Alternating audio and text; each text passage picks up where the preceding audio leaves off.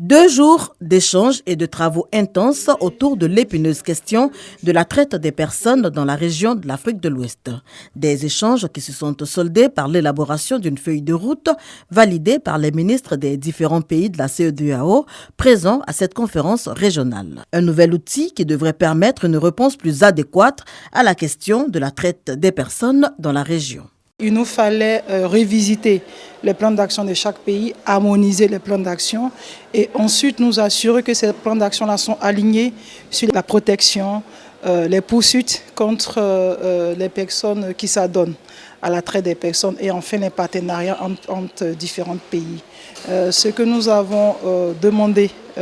au plus fort est qu'entre pays, nous puissions harmoniser nos plans d'action, mais surtout que nous puissions nous parler, échanger les données, et ça aussi c'est important. Le vice-président de la République de Sierra Leone, qui a pris une part active à ces travaux, s'est félicité de la mise sur pied de ce mécanisme robuste. Cette feuille de route, chers participants, est un autre outil dans les outils régionaux pour approfondir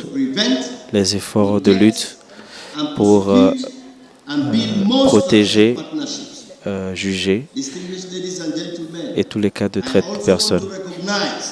La conférence régionale sur la traite des êtres humains a été organisée par la commission de la CEDEAO en collaboration avec la République de Sierra Leone, avec le soutien de l'initiative africaine de programmation et de recherche pour mettre fin à l'esclavage et financée par un accord de coopération avec le département des États-Unis d'Amérique et l'Organisation internationale pour la migration, OIM.